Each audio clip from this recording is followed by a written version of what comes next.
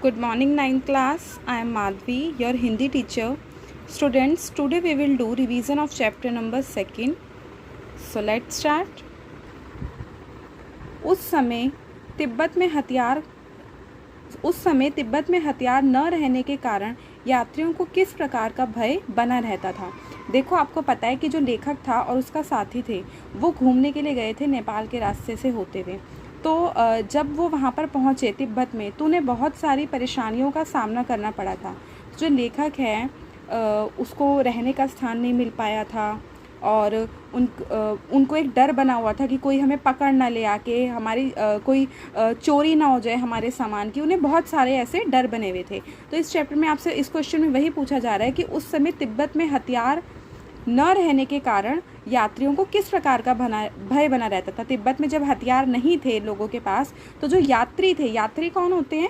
जो एक स्थान से दूसरे स्थान पे जाते हैं। लाइक हम लोग मान लो कि ट्रेन में अगर हम सफ़र कर रहे हैं तो हम पैसेंजर है, तो हम कौन कहलाएंगे? हम यात्री कहलाएंगे। तो यात्रियों को किस प्रकार का भय बना रहता था? भय मीन्स होता है डर। उन्हें किस प्रकार का डर बना रहता था? उस समय तिब्बत में हथियार का कानून न रहने के कारण लोग खुलेआम बंदूक लेकर घूमते थे।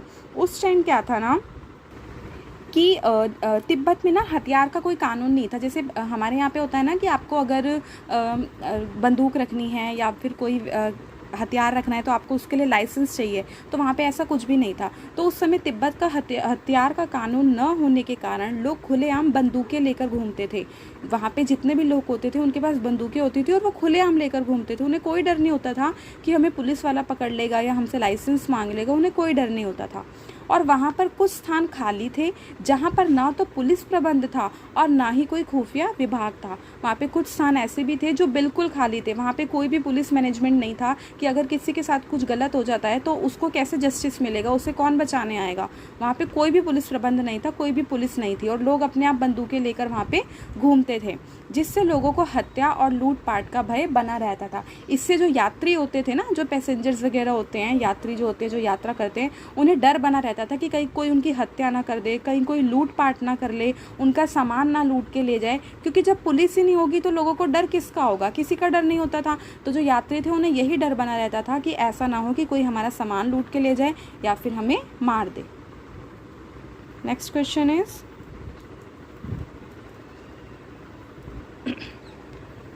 सुमति के यजमान और अन्य परिचित लोग लगभग हर गांव में मिले। इस आधार पर आप सुमति के व्यक्तित्व की किन विशेषताओं का चित्रण कर सकते हैं? देखो बेटा, परिचित मीन्स क्या होते हैं? जो हमारे जानने पहचानने वाले लोग होते हैं।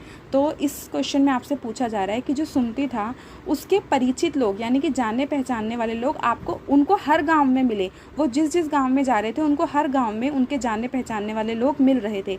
तो इस आधार पर ये जो आपको बात बताई गई है कि उसके जानने पहचानने वाले लोग हर गांव में थे, इस आधार पर आप सुमति के व्यक्तित्व की किन विशेषताओं का चित्रण कर सकते हैं? उसकी वो कैसा होगा आप बता सकते हैं कि अगर किसी व्यक्ति के जो परिचित लोग हैं वो हर स्थान पे मिल रहे हैं तो उसकी क्या क्वालिटीज़ होगी, क्या विशेषताएं होंगी उसमें? तो ये तो हम बिना क्वेश्चन पढ़े भी बता सकते हैं कि उसका व्यवहार बहुत अच्छा होगा, तभी वो हर किसी को अपना फ्रेंड बना लेता होगा जहाँ भी मिलता होगा। इसलिए उसको हर जगह पे उसके परिचित लोग मिल रहे हैं, है ना। उसका नेचर अच्छा होगा, हंसमुख होगा, यही सब होगा ना। तो चलिए पढ़ते हैं। सुमति के व्यवहार से पता चलता है कि वे एक कुशल व्यवहार के व्यक्ति थे। वह मिलनसार एवं हंसमुख स्वभाव के व्यक्ति थे। देखो ये क्या कह रहे हैं, अभी मैंने आपको बताया कि ऑब्वियस उसका व्यवहार बहुत ज़्यादा अच्छा होगा, है ना। सुमति के व्यवहार से पता चलता है कि वे कुशल व्यवहार, कुशल मीन्स क्या होता है? बहुत अच्छा, बहुत अच्छे व्यवहार के व्यक्ति थे। उनका व्यवहार बहुत अच्छा था। वो जिससे एक बार मिलते थे उसको अपना मित्र बना लेते थे। वह मिलनसार एवं हंसमुख स्वभाव के व्यक्ति थे। वो कैसे थे? जो सुमति थे वो मिलनसार थे, यानी कि जिससे भी मिलते थे उसमें बिल्कुल उसको अपना बना लेते थे और हंसमुख स्वभाव के थे। ऐसा नहीं था कि उनमें गुस्सा था या कुछ था, बहुत हंसमुख स्वभाव के थे, लोगों से बहुत हंस के बातें करते थे। वह जहाँ भी जाते थे वे अपने अच्छे व्यवहार से मित्र बना लेते थे। वो जहाँ पर भी जाते थे ना, वो अपनी उनकी एक क्वालिटी थी कि उनका जो नेचर था वो बहुत अच्छा था, ठीक है। और इसी कारण वो जहाँ भी जाते थे अपने अच्छे व्यवहार से मित्र मीन्स फ्रेंड बना लेते थे। उन्हें जितनी जल्दी गुस्सा आता था उतनी ही जल्दी शांत भी हो जाता था। ये तो हमने चैप्टर में भी पढ़ा कि उन्हें बहुत जल्दी तो गुस्सा आ जाता था, लेकिन गुस्सा आने के 2 सेकंड बाद ही उनका जो गुस्सा था वो बिल्कुल शांत हो जाता था, यानी कि जो उनका गुस्सा था वो ज़्यादा देर तक नहीं टिक पाता था। जितनी जल्दी आता था उतनी ही जल्दी उतर भी जाता था। थर्ड, उन्हें अलग अलग जगह जाना बहुत पसंद था। वह तिब्बत भी कई बार जा चुके थे। उन्हें ना बहुत ज़्यादा शौक़ था घूमने का। वो कभी कहीं पे घूमने जाते थे, कभी कहीं पे घूमने जाते थे, और वो तिब्बत भी कई बार जा चुके थे। तभी तो उनको हर गांव में उनके जो परिचित लोग थे, जो फ्रेंड्स थे, वो मिल रहे थे। ठीक है, तो हमने 3 क्वालिटीज़ क्या पढ़ी हैं। फर्स्ट क्वालिटी हमारी क्या हो गई कि उनका व्यवहार बहुत अच्छा था। ठीक है, मिलनसार थे और जिससे भी मिलते थे उनको अपना मित्र बना लेते थे। सेकंड क्या हो गया, उन्हें जितनी जल्दी गुस्सा आता था उतनी जल्दी शांत भी हो जाता था। और थर्ड क्या हो गया, उन्हें अलग अलग जगह जाना बहुत पसंद था और वो तिब्बत भी कई बार जा चुके थे। ठीक है, नेक्स्ट क्वेश्चन। हालांकि उस वक्त मेरा भेष ऐसा नहीं था कि मैं उन्हें कुछ भी ख्याल करना चाहिए था। उक्त कथन के अनुसार, देखो ये कह रहे हैं जब लेखक जो था वो गांव में पहुंचा तो उसका जो भेष था वो काफ़ी ज़्यादा क्या था, अच्छा नहीं था, मतलब उसके कपड़े भी अच्छे नहीं थे। तो ये कह रहे हैं कि अगर हम किसी की वेशभूषा को देखकर अपने जो आचार व्यवहार है वो बना लेते हैं तो ये कितना अनुचित है अथवा अनुचित है। आप अपने विचार व्यक्त कीजिए। देखो ये कह रहे हैं कि अगर हम किसी को देखते हैं कि किसी ने अच्छे कपड़े पहने हुए हैं तो हम उससे बहुत अच्छे से बात करते हैं, और हम देखते हैं किसी के कपड़े फटे पुराने हैं या कोई अमीर नहीं है तो हमारा जो बात करने का जो तरीका होता है वो चेंज हो जाता है। तो आप बताइए, क्या किसी के कपड़ों को देखकर बात करना, किसी का जो आचार व्यवहार है, किसी की जो वेशभूषा है, अगर हम किसी की वेशभूषा को देखकर अपने जो आचार व्यवहार है वो बना लेते हैं तो ये कितना अनुचित है अथवा अनुचित है। आप अपने विचार व्यक्त कीजिए। देखो ये कह रहे हैं कि अगर हम किसी को देखते हैं कि किसी ने अच्छे कपड़े पहने हुए हैं तो हम उससे बहुत अच्छे से बात करते हैं,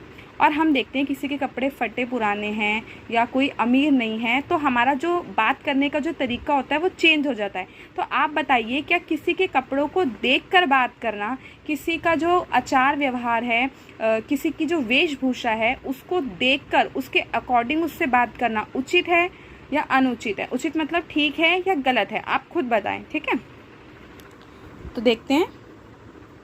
ये बात अनुचित है। अनुचित मतलब पूरी तरह से गलत है कि हम अपना आचार व्यवहार किसी की वेशभूषा के आधार पर तय करें। बिल्कुल गलत है कि हम किसी की वेशभूषा के आधार पर तय कर रहे हैं कि हमें उसके साथ कैसा व्यवहार करना चाहिए। हम अच्छा पहनावा देखकर किसी को अपनाते हैं और गंदे कपड़े देखकर उसे दुत्कारते हैं। हम लोगों की क्या आदत है कि अगर किसी ने अच्छे कपड़े पहने हुए, उसके पास कार है, बाइक है, दैट मीन्स मतलब बहुत ज़्यादा अमीर है, बहुत ज़्यादा एजुकेटेड है, तो हम उससे अच्छे से व्यवहार करेंगे।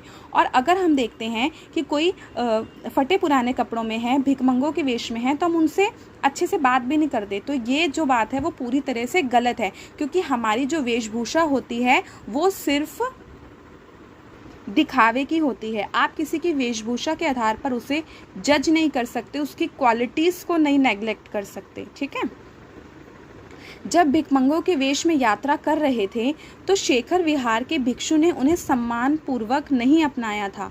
जो लेखक था, जब वो भिखमंगों के वेश में यात्रा कर रहे थे ना, तो उनको शेखर विहार में एक जो भिक्षु मिला था, उसने उन्हें सम्मानपूर्वक नहीं अपनाया। सम्मानपूर्वक मीन्स होता है रिस्पेक्टफुली, नहीं अपनाया था। मेरे विचार में वेशभूषा देखकर व्यवहार करना पूरी तरह से अनुचित है, बिल्कुल गलत है। मेरी तरफ से भी गलत है कि अगर हम किसी के कपड़े देखकर उससे व्यवहार कर रहे हैं तो वो पूरी तरह से गलत है। आपकी क्या राय है, आप भी बताना, सोचना इस बारे में कि क्या अगर हम किसी की वेशभूषा देखकर उससे बात कर रहे हैं तो क्या ये सही है। आपने वो तो सुना ही होगा, नेवर जज a book by its cover, है ना। कभी भी किसी भी बुक को उसकी कवर से जज नहीं करना चाहिए। इसी तरह किसी भी व्यक्ति को हम उसकी वेशभूषा से जज नहीं कर सकते। ये बेटा आज हमने क्वेश्चन कुछ रिवाइज किए हैं। ठीक है, ये आपका सेकंड चैप्टर है। फर्स्ट चैप्टर जो था वो हमने रिवाइज भी कर लिया था और हमारा टेस्ट भी हो गया था। तो ये जो सेकंड चैप्टर है इसके मैंने कुछ क्वेश्चंस जो हैं वो आपको रिवाइज करवाए हैं। अब आपको क्या करना है, अगर आपका काम पूरा नहीं है तो सबसे पहले तो आप अपना काम पूरा करेंगे। ठीक है, एंड देन सेकंड आप इसको लर्न करेंगे, क्योंकि मंडे को जब स्कूल ओपन होंगे ना तो मैं सबसे पहले आपका इसी चैप्टर का टेस्ट लूँगी जो मैं अभी रिवाइज करवा रही हूँ। ठीक है, थैंक यू।